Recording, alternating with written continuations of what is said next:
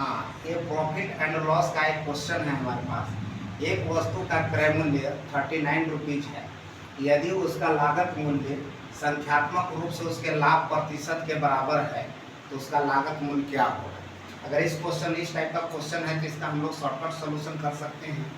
कैसे शॉर्ट में बनाएंगे, तो जब भी अगर ये 39 रुपीज है, ये देखना है लागत मूल्य, यानी कि लागत मूल्य का संख्यात्मक रूप से उसका लाभ प्रतिशत बोला है हमारे पास।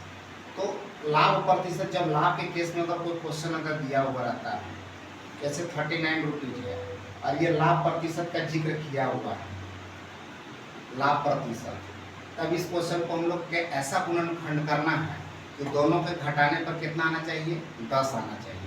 तो जैसे 39 का अगर हम लोग गुणनखंड करेंगे तो 13 और 3 में गुणनखंड करेंगे तो हमारे पास ये दोनों को घटाने पर कितना आना चाहिए, 10, जो 10 है। और इसी 10 से वापस पुनः गुना कर देना है। जो छोटा वैल्यू होता है तो 3 गुने का 10 किए तो ये मेरे पास हो गया 30, जो कि इसका आंसर हो जाएगा। तो लाभ के केस में एक होता है।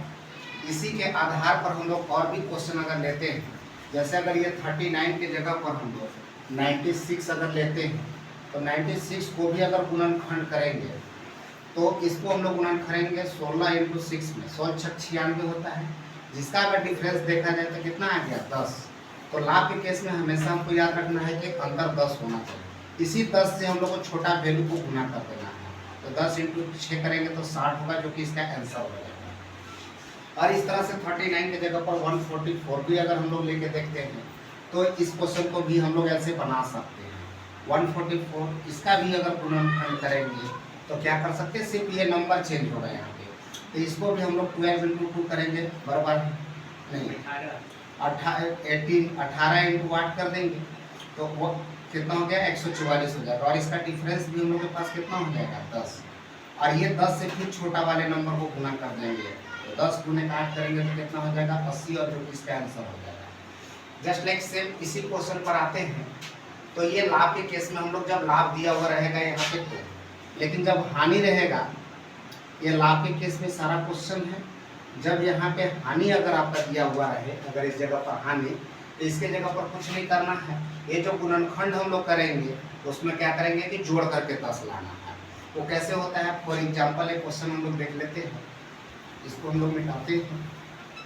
और ये 39 के जगह पर यही क्वेश्चन में से 21 लेते हैं हम लोग, 21।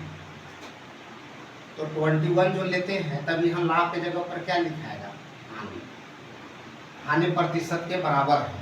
अब ये क्वेश्चन हो जाता है कि इसका सॉल्यूशन हम लोग को क्या करना है, 21 है, इसमें हानि प्रतिशत है।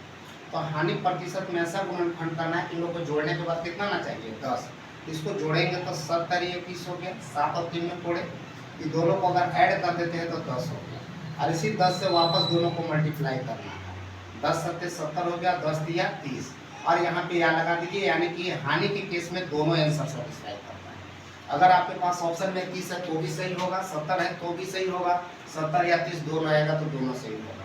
बस इसी तरह का क्वेश्चन लाभ और हानि के केस में।